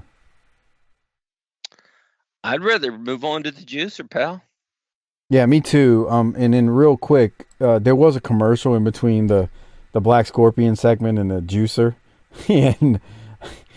and there was a commercial and it said, "Don't miss out this coming Wednesday on TBS at 8:05. It'll be a Mayberry reunion celebrating 30 years of Mayberry." That sounds great, man. Mm-hmm. Let me go back. I want to get to the opening stuff of the juicer. If you give me some time, I talked about this a few months back. The juicer being Art Barr. Maybe don't let Art Barr come down to the ringside with kids. Boy, no kidding. But this is going to go on for a little while.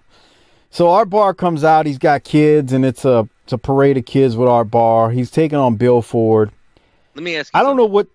Out of a random sample of any 10 pro wrestlers, how many would you have been comfortable letting your kid around to make a ring entrance when they were younger?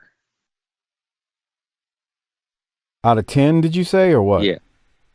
0.1. Oh boy. It's a hell of an industry you tried to break into. Yeah, tell me about it. All right. Doc, I'm going to play this right here when the juicer does what he's about to do. And we'll comment after. So the juicer's in the ring with one of the little juicer kids, and who's got his face painted up too, who's in there flexing like he's Sting or Ultimate Warrior. Bill Ford's getting mad. He's playing up to it, which, God, Bill Ford is better than this, but that's just me. The Juicer has the most ridiculous outfit on, and he's got I guess I'm going to call it a do-rag, although I know it's not really one.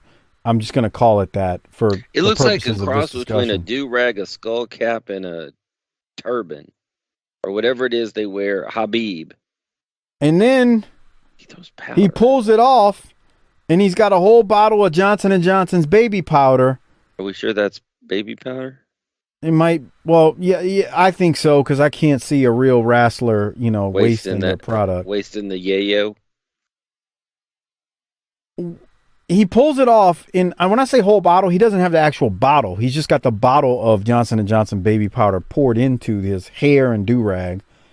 And his head explodes with powder that just comes out from his head as his head is white, and it's continuing to smoke and blow out of his hair as he wrestles. This is really stupid. There's some comedy in it, but it's dumb. This is dumb. What happened This to is dumber than a Scrap Iron scorpion. Bill Ford's t-shirt? Yeah, what happened to his outfit? I don't like Bill. I liked Crap Iron Bill Ford as looking like the 1989 mechanic, shade tree mechanic. Here he looks like Dutch Mantel with alopecia.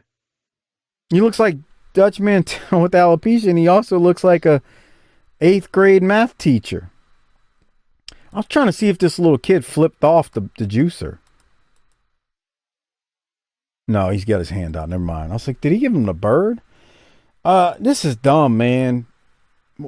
I hate this. So apparently this gimmick was suggested to him by Roddy Piper. Do you believe that? I don't know. Why does throwing Coke in their eyes hurt him? Wrestling. That's a nice dive to the floor. That's a big high spot for 1990 in America. Yeah, I got to give him credit for that. But the gimmick is dumb. And he's going to beat old Scrap Iron Bill Ford here. I mean, he knows how to work, obviously. It's Art Bar. And he's got charisma. We're going to allegedly some of the things that were allegedly. Bruh. But, I mean, you talk about saddling a guy with a gimmick. Dude, this is why I actually hesitated when I said put a gimmick on Moondog Rex, Randy Colley. Because when they do put a gimmick on these guys, this is the bull crap we get. Like, put a gimmick on Art Bar. Not this gimmick. Do something else. Well, and I like in wrestling world how like this movie Beetlejuice is 2 years old here. Yeah, we always do stuff 2 years too late. The Mortal Kombat with Glacier. Glacier. I mean, yeah, we always do stuff 2 years too late. The No Limit Soldiers were past their peak, even though that got over. They're doing that. Oh. And then Art Bar gives his a little bit of his dong to Scrap Iron Bill Ford's face when he hits him with he hits him with a Thez press off the top rope. If he would have lived, do you think he would have had any hair left? Because whatever he's doing to his hair can't be good for it there. Well, I don't know. I think it's just baby powder in it. I don't know. No, I don't think so. Okay. Well, maybe so. This is dumb. But you know what's bad? That idiot Jaworski, he's cranking to this stupidity. And, oh, wow. There we have Missy. Any comments as she plugs the main event again? Her right breast is larger than her left breast. No, it's not. You can tell. It's just the way they're sitting in the blouse. Oh. Yeah. I heard somebody else was telling her that she needs to listen to us. That's she was right. listening to Social Distortion at her house. Man, I love some Social D back in the day, man. I don't even know what that is. God dang, you're an idiot. Mike Ness, dog. Social Distortion. All right. Great band from started out as a punk band, then kind of got more into they're kind of, I'm not a big fan of rockabilly, but they had a little rockabilly to it. Some country influences, but sped up into rock and roll. It was good shit. I wish Harper was here so he could entertain you with that discussion. Trust me, I miss Harper more than anyone when he's not here. I bet you do. Because I got to lug you through an hour and a half or 2 hours of this bullshit. Speaking of lugging through, we keep going, and we got the Nasty Boys who are going to take on the Candyman Brad Armstrong and Lou Perez. My notes here, Brad Armstrong is working his butt off. He takes the heat. He's making, knobs and sags look great. Man, credit the Candyman here for some good stuff, pal. What do you have?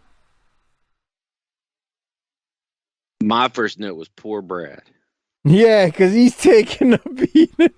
And this goes on for like 10 plus minutes. That's why I'm like, Brad got in there and worked his ass off. He bumping and selling, and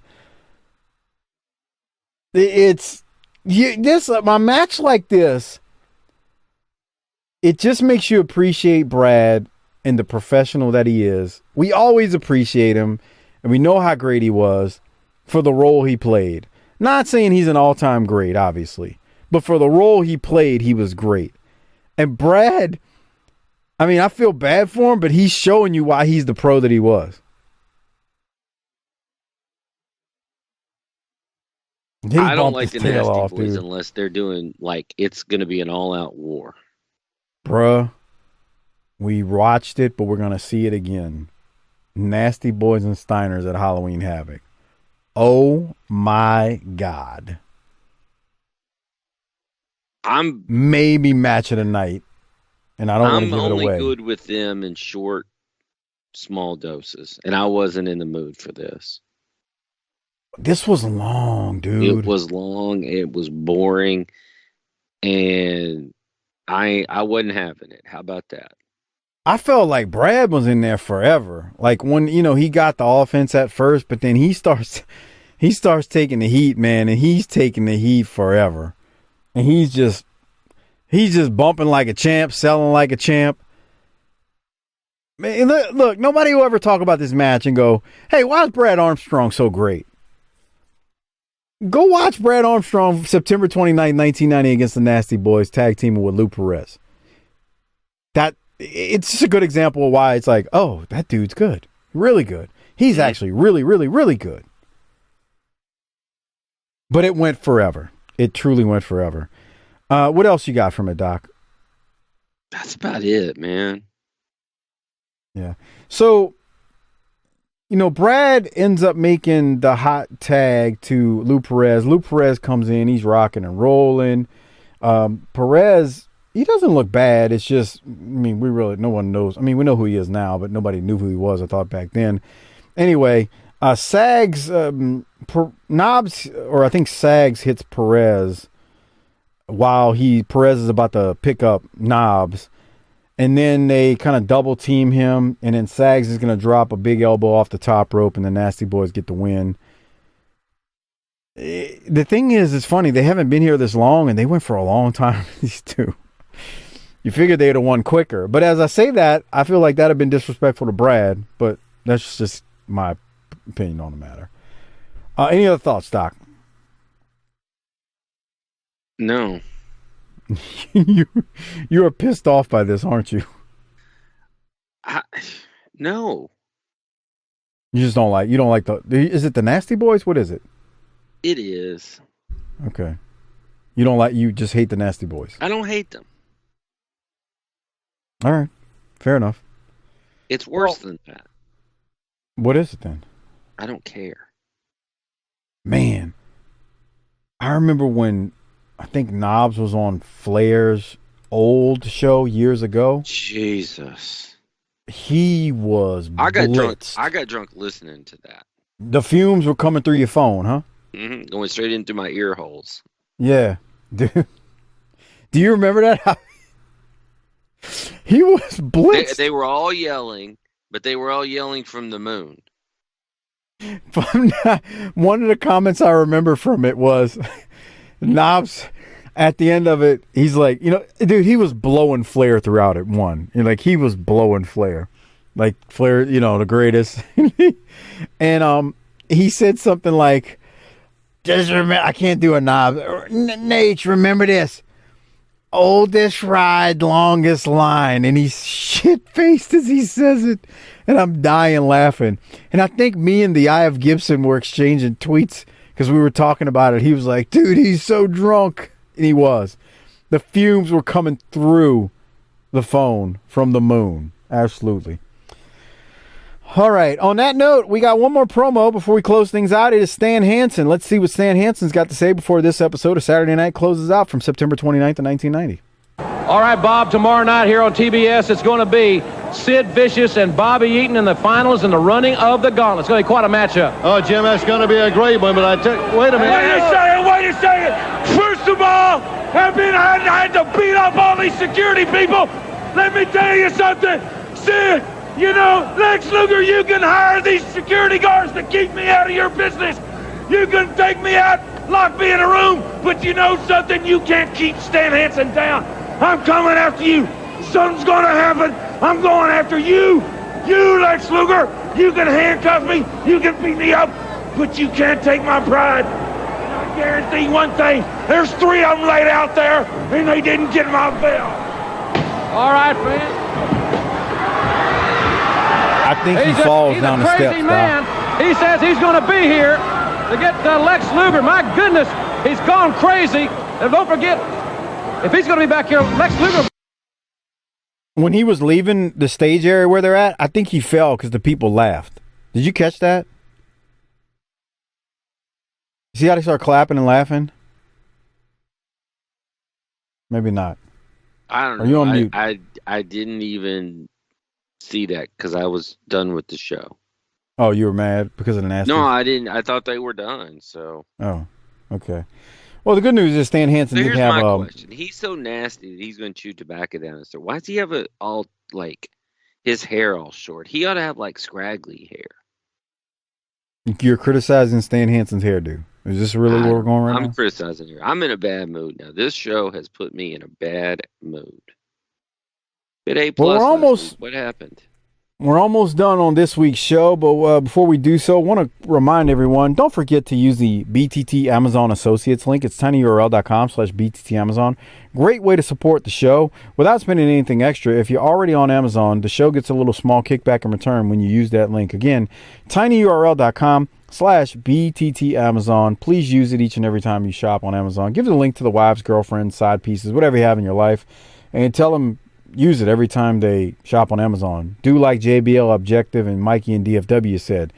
Literally, physically put the link into their browser. There you go. Okay? Okay, and on that note, grab them by the short and curlies and lead them to their mobile device. Make sure you become a patron at tinyurl.com/PatreonBTT.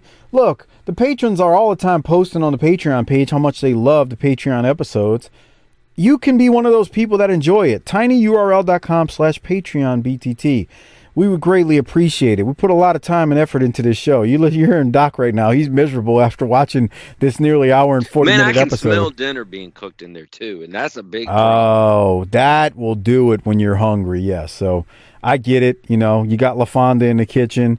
Little Latrell can't wait to not eat his vegetables as he throws them at you, so I get it. We don't even try that anymore. He eats 4 meals a day. He's gigantic. But become a patron, tinyurl.com. Let me tell you something. Let me break through with a shoot here. LaFonda bought him a hoodie from the adult section the other day. How old is he now? He's 9. I mean, that's not unusual. All right. Yeah. tinyurl.com/PatreonBTT. Become a patron. Get access to 300 plus Patreon episodes. And I don't mention this enough, but you can also get the video versions of these episodes that we're doing here. Doc and I have the video up. I share what we're seeing when we watch these promos and these matches, and we talk about the finishes and Art Barr's hair. I'm sorry, the Juicer's hair. All that stuff is visible if you become a patron. You can see all of it as we discuss it. So that sounds like a hell of a deal. It really is. Because these episodes aren't on the cock. I don't know. Maybe some of them are on the tube. So you'll get to see them. If you can see see it, it makes so much more sense because Harper and I don't give a shit. We're just reacting to what we see. We ain't trying to paint a picture. Yeah, I'm the only one that does that stuff, so there's that. All right, let's keep the show moving and rate it, hand out some Rolexes. Doc, what are you rating this thing? Boy, that doesn't sound good. Well, here's the thing. I'm rating it against last week because last week was an A+. Yeah, so, it was also short. It's like they told on themselves last week. They showed us that they could do it, and now we're just not going to do it, which makes me even madder. Like, if you're sorry, be sorry, but don't put out A+, and then the next it's the inconsistency that's going to get you. Fair. So what are you giving it? C+. Wow. I'm going to give it a B-. It wasn't that bad, but I'll give it a B. It wasn't as bad as you made it out to be. I mean, because I'm about to give out my Rolex in a second, but you know, we got a Arn Anderson promo at least, so Arn gets my Rolex, and that's why I'm giving it a B too. So what are you gonna who are you giving your Rolex to? Well, in the grand tradition that I started many years ago now, I'm gonna give it to a match instead of a guy, and give it to Bobby Eaton and Rick Morton for working their tails off. I think that's fair. And I'm not going to let Terry Taylor get any of it for butting in. I think that's very fair of you. And you're not always fair. So, have I told you that Latrell wants to come on the show? That's not going to happen. Negative. We're not going to have a minor on this show. Sorry. I told him. Well, I've already told him. Absolutely, positively not. But here's the thing. At least, unlike Dman, he's got a segment idea. Okay. So, like, he actually put some prep work into this and would try to bring something to the show. Now, No, son, you can't. And I can't tell you why you can't, but you can't. Yeah.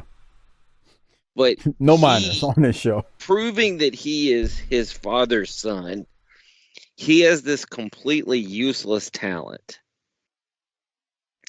that if you play a WWE theme song from the past 15 years, he can tell you who it is.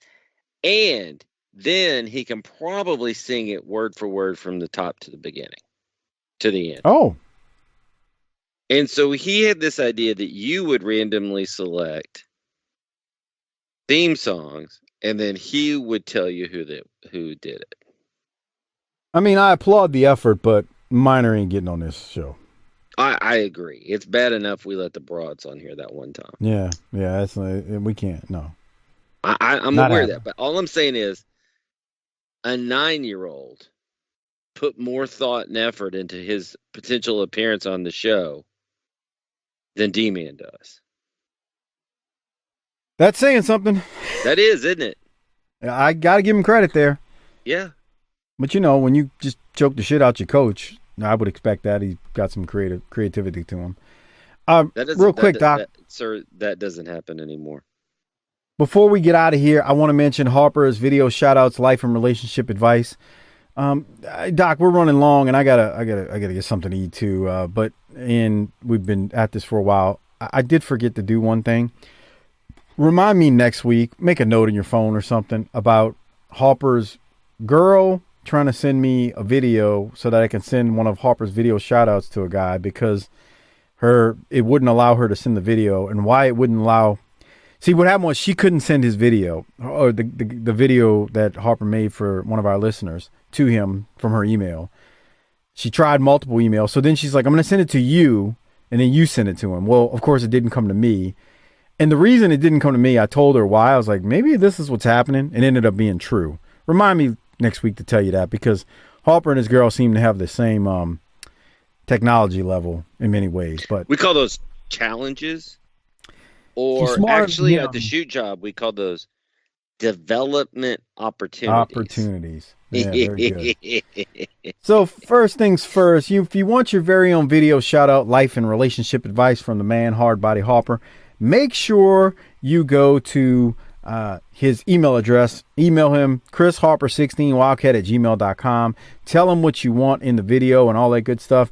More importantly, don't forget to PayPal him $20 to cc30388cc@yahoo.com. It sometimes is taking him a while to get to the videos because of Shoot Job Blues, and he's got to have his girl do the recording of it.